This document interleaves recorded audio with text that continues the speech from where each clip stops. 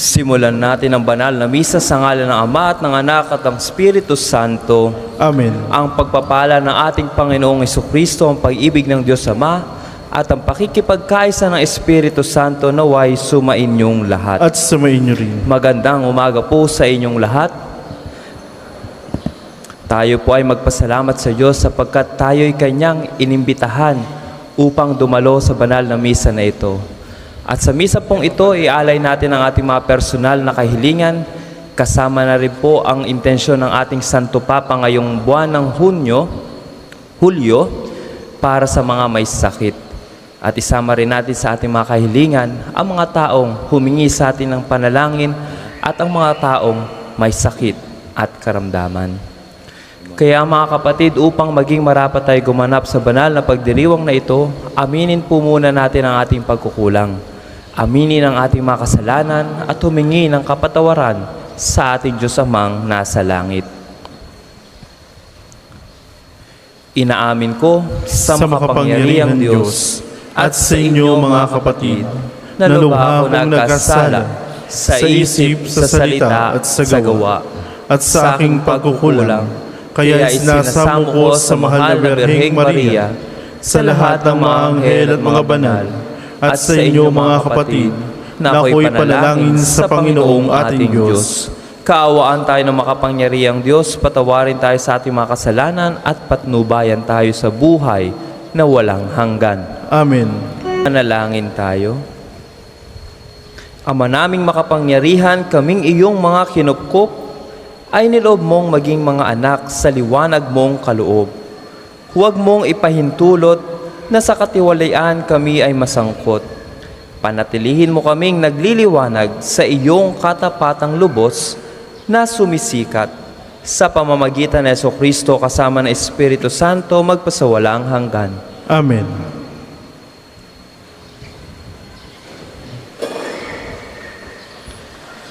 Pagbasa mula sa aklat ni Propeta Amos. Pakinggan ninyo mga taga-Israel, itong sinabi ng Panginoon. Pinatnubayan kung kayong palabas ng Ehipto ang inyong mga lahi sa lahat ng bansa sa ibabaw ng lupa. Kayo lamang ang tinangi at inaalagaan. Kaya't paparusahan ko kayo dahil sa inyong mga kasalanan. Maaari bang magsama sa paglalakbay ang dalawang tao kung hindi muna sila nagtipan? Uungal ba ang leon sa kagubatan maliban makatagpo siya ng biktima? At ungal ba ang batang leon sa loob ng yungib kung wala siyang mahuling anuman? Mabibitag ba ang isang ibon kung walang pain? Iigkas ba ang bitag kung walang nahuli? Maaari bang hindi sakmalin ng takot ang mga mamamayan kapag hinipan ng bantay lungsod ang trompeta? Mangyayari ba ang isang lungsod, ang isang kahindik-hindik na bagay, malibang ito'y itulot ng Panginoon? Tunay ang Panginoon na hindi gumagawa ng anumang bagay na hindi ipabatid sa kanyang mga balak, sa kanyang lingkod na mga propeta. Pag-ungal ng leon, maaari bang hindi ka matakot? Kapag nagsalita ang Panginoon, mapipigilan mo bang ipahayag ang kanyang sinabi? Pinuksa ko ang ilan sa inyong mga lungsod, tulad ng aking ginawa sa Sodoma at Gomora. Kayo parang nagdiringas na kahoy na inaagaw ng apoy. Ngunit ayaw pa rin kayong manumbalik sa akin. Sumbat pa ng Panginoon. Kaya, mga taga-Israel, manda kayo sa di mapipigil na paghukom ng inyong Diyos. Ang salita ng Diyos. Salamat sa Diyos. Ang tugon po sa Salmo, poon ako'y pangunahan, ng landas mo'y aking sundan. Poon ako'y pangunahan, ng landas mo'y aking sundan. Ang gawang masama ay hindi mo kalulugdan. Ang gawaing hidlay ay hindi mo papayagan. Ang mga palalot masasamang asal, iyong itatakwil at kasusuklaman. Poon ako'y pangunahan, ng landas mo'y aking sundan.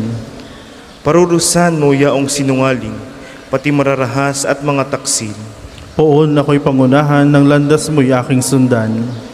Dahilan sa iyong tanging pagmamahal, ko ay dumudulog sa iyong tahanan. Sasambahin kita sa templo mong banal bilang isang tanda ng aking paggalang. Poon ako'y pangunahan, ng landas mo'y aking sundan. Magsitayo po ang lahat. Sumainyo ang Panginoon. At sumain niyo rin. Ang mabuting balita ng Panginoon ayon kay San Mateo. Papuri sa iyo, Panginoon. Noong panahong iyon, sumakay si Jesus sa bangka, kasama ang kanyang mga alagad. Bumugso sa lawa ang isang malakas na unos at halos matabunan ng mga alon ang bangka. Ngunit natutulog noon si Jesus. Kaya't nilapitan siya ng mga alagad at ginising. Panginoon, tulungan ninyo kami, sabi nila. Lulubog tayo. At sinabi niya sa kanila, ano't kayo'y natatakot? Napakaliit naman ng pananalig ninyo. Bumangon siya, sinaway ang hangin at ang dagat at tumahimik ang mga ito. Namangha silang lahat at ang sabi, anong tao ito kahit ang hangin at ang dagat ay tumatalima sa kanya? Mga kapatid, ang mabuting balita ng Panginoon. Pinupuri ka namin, Panginoong Jesucristo. Magandang umaga po muli sa inyong lahat. Para bagang inaantok pa kayo. Para tayo yung natutulog na Jesus sa ebanghelyo na ito.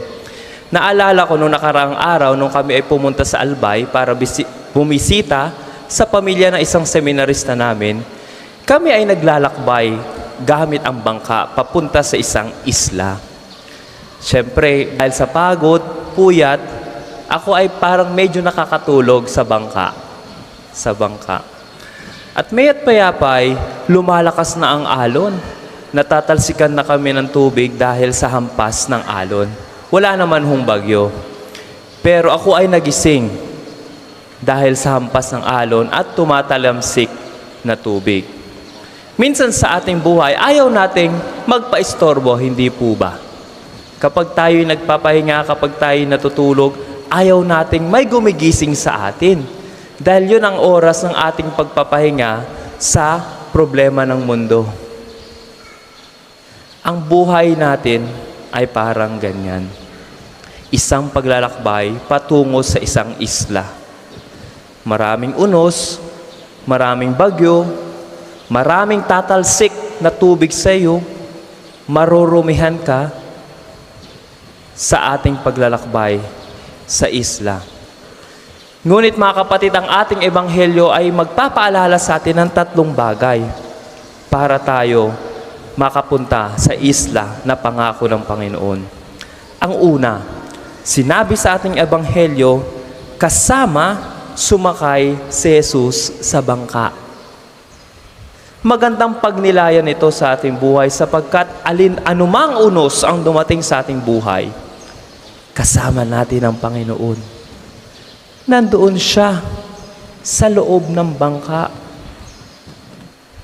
Hindi niya tayo hahayaang maglakbay papunta sa isang lugar. Kasama natin siya. Ikalawang bagay na ating magandang pagnilayan ay ang sinabi sa ebanghelyo. Natutulog ba ang Diyos? Dahil sa ating ebanghelyo, natutulog ang ating Panginoong Jesus. Totoo nga bang natutulog ang Diyos? Marahil minsan sa ating spiritual na pamuhay, sa ating pananampalataya, nararamdaman natin na natutulog ang Diyos. Nararamdaman natin na tahimik ang Diyos. Ngunit mga kapatid, alalahanin natin na ang Diyos ay naghihintay lamang nagisingin siya sa pamamagitan ng ating panalangin. Kausapin natin siya. Gisingin natin siya. Sabihin natin ang ating mga intensyon at hinanaing sa ating Panginoong Hesus. Dahil nandyan siya sa loob ng ating bangka, karamay natin sa ating buhay. Ang panalangin ng mga apostoles sa bangka habang sila ay binabagyo. Ano ang sabi? Panginoon, tulungan ninyo kami. Lulubog tayo. Minsan ganyan ang ating panalangin. Panginoon, tulungan niyo po ako sa aking karamdaman. Panginoon, tulungan niyo po ako sa aking pag-aaral. Panginoon, tulungan niyo po ako sa aking problema sa pamilya, problema sa trabaho, o anumang problemang ating hinaharap. Humihingi tayo ng tulong katulad ng mga apostoles na nasa bangka. Mga kapatid, kailangan lang natin gisingin ang Panginoong Hesus sa pamamagitan ng ating panalangin. Dahil ang panalangin po ay bunga ng ating pananampalataya sa Kanya. Hindi naman tayo makakapagdasal kung hindi tayo naniniwala na merong tao, na merong Diyos na nakikinig sa atin. Hindi tayo makakapagdasal kung wala tayong pananampalataya. Ikatlong bagay na ating magandang pagnilayan sa araw na ito ay ang Panginoon ang may kapangyarihan sa lahat ng bagay. Kahit ang ulan, kahit ang bagyo at hangin, maski ang dagat ay sumunod sa Kanya. Ito ay paalala sa atin na kailangan lang nating magtiwala sa Diyos. Sa ating pananampalataya, kalakip nito ang ating kumpiyansa, confidence na ang Diyos ay mas makapangyarihan sa anumang problema ng ating buhay, sa anumang sakit, sa anumang unos, sa anumang dalamhati na ating nararanasan, ang Panginoon ang mas makapangyarihan sa kanilang lahat. Kaya magkaroon tayo ng kumpiyansa na ang Panginoon ay mas makapangyarihan sa lahat ng ito. Mga kapatid, ang ebanghelyo na ito ay paalala sa atin, magpapatuloy na magpaalala sa atin na sa ating paglalakbay patungo sa isla kung saan mararanasan natin at makakamtan natin ang buhay na walang hanggan kasama ng Diyos. Marami tayong bagyo, maraming alon, maraming tubig ang sasalpok sa atin. Ngunit sa kabila ng mga ito, kasama natin ang Panginoon. At sa pamamagitan ng panalangin, tayo'y Kanyang pakikinggan at uutusan ang mga problemang ito, ang mga bagyong ito, ang hangin at dagat na tumahimik dahil Siya ang ating Diyos. Dahil Siya ay mas makapangyarihan sa lahat ng bagay na ito. Kaya magdasal tayo sa Panginoon na tulungan tayo sa ating mga problema. Na tulungan tayong harapin ang mga bagyo sa ating buhay. Nang sa gayon, sa ating paglalakbay, maranasan natin ang buhay na walang hanggan. Magsitayo po ang lahat. Manalangin kayo mga kapatid upang paghain natin ay kalugdan ng Diyos amang makapangyarihan. Tanggapin nawa ng Panginoon itong paghain sa iyong mga kamay, sa kapurihan niya at karangalan sa ating kapakinabangan at sa buong sambayan niyang banal. Ama naming lumikha, kami iyong pinapag-indapat gumanap sa pagdiriwang ng paghahain ng iyong pagliligtas. Ipagkaloob mong ang aming paglilingkod sa iyo ay gawing kalugod-lugod ng mga alay na ito sa pamamagitan ni Jesucristo, kasama ng Espiritu Santo magpasawalang hanggan. Amen. Sumainyo ang Panginoon. At sumain niyo rin. Itaas sa Diyos ang inyong puso at diwa. Tinaas na namin sa Panginoon. Pasalamatan natin ang Panginoong ating Diyos. Marapat na siya'y pasalamatan. Ama naming makapangyarihan, tunay ngang marapat na ikaw ay aming pasalamatan sa pamamagitan ni Jesucristo na aming Panginoon. Siya ang salitang katuwang mo at kapiling noong ang lahat ng umiiral ay iyong likhain. Siya'y sinugo mo para kami sa gipit palayain. Kaya't siya'y kinalingan ng mahal na birhen na naging kanyang inang totoo sa kapangyarihan ng Espiritu Santo. Inako niyang sundin ang loob mo at kamtin ang sambayanang banal para sa iyo. Pinagtiisan niyang iunat sa krus ang kanyang mga kamay upang magwakas ang kamatayan at maihayag ang pagkabuhay. Kaya kaisa ng mga anghel na nagsisiawit ng papuri sa iyo nang walang humpay sa kalangitan, kami nagbubunyi sa iyong kadakilaan.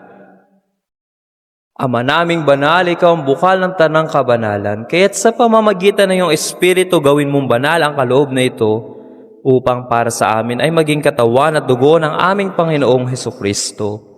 Bago niya pinagtiis ang kusang loob na maging handog, hinawakan niyang tinapay, pinasalamatan kanya, pinaghati-hati niya iyon, iniabot sa kanyang mga alagad at sinabi, "Tanggapin ninyong lahat ito at kanin, ito ang aking katawan na ihahandog para sa inyo."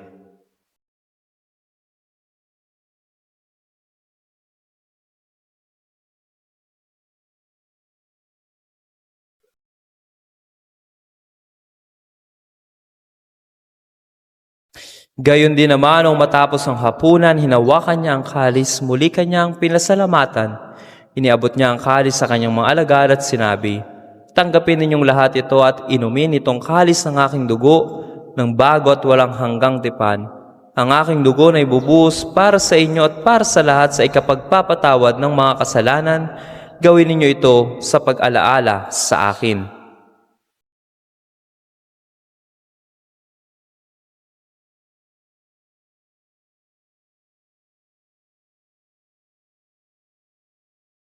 Pagbunyi natin ang misteryo ng pananampalataya. Si Kristo'y namatay, si Kristo'y nabuhay, si Kristo'y babalik sa wakas ng panahon.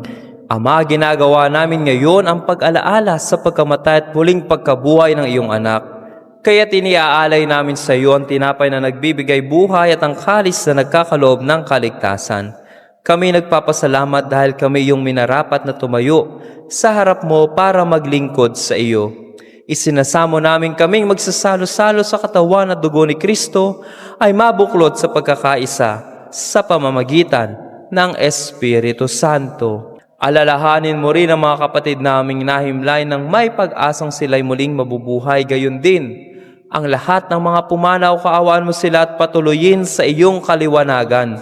Kaawaan mo at pag-indapating kaming lahat na makasalo sa iyong buhay na walang wakas.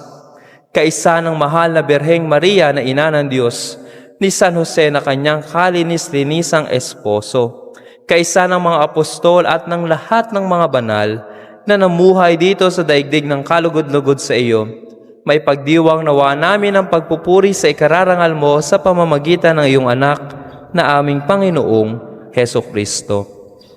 Sa pamamagitan ni Kristo, kasama niya at sa Kanya, ang lahat ng parangal at papuri ay sa iyo, Diyos Amang makapangyarihan, kasama ng Espiritu Santo, magpa sa walang hanggan. Amen. Amen. Amen.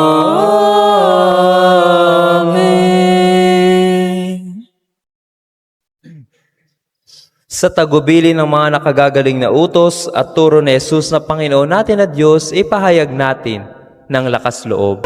Panginoong Hesukristo, sinabi mo sa iyong mga apostol, "Kapayapaan ang iniiwan ko sa inyo, ang aking kapayapaan ang ibinibigay ko sa inyo. Tunghayan mo ang aming pananampalataya at huwag ang aming pagkakasala. Pagkalooban mo kami ng kapayapaan at pagkakaisa. Ayon sa iyong kalooban, kasama na Espiritu Santo, magpasawalang hanggan." Amen. Ang kapayapaan ng Panginoon ay laging sumainyo. At sumainyo rin. Magbigayan kayo ng kapayapaan sa isa't isa. Kordero ng Diyos na nag-aalis sa mga kasalanan sa libutan, maawa ka sa amin. Kordero ng Diyos na nag-aalis sa mga kasalanan sa libutan, maawa ka sa amin. Kordero ng Diyos na nag-aalis sa mga kasalanan sa libutan, ipagkaloob mo sa amin ang kapayapaan. Kung hindi po kayang lumuhod, ay manatili pong nakatayo na may paggalang.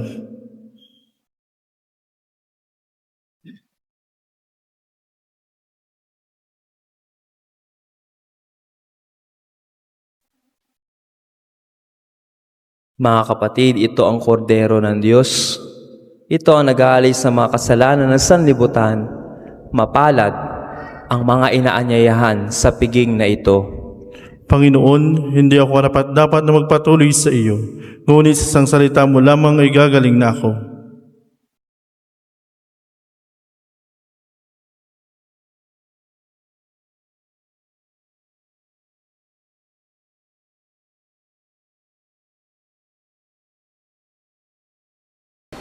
Ama naming mapagmahal, buhayin nawa kami ng aming inihain at pinagsaluhan upang kaming pinagbuklod sa pag-ibig mo kailanman ay magkaroon ng bungang lagi naming mayaalay sa pamamagitan ng Jesucristo kasama ng Espiritu Santo magpasawalang hanggan. Amen. Salamat.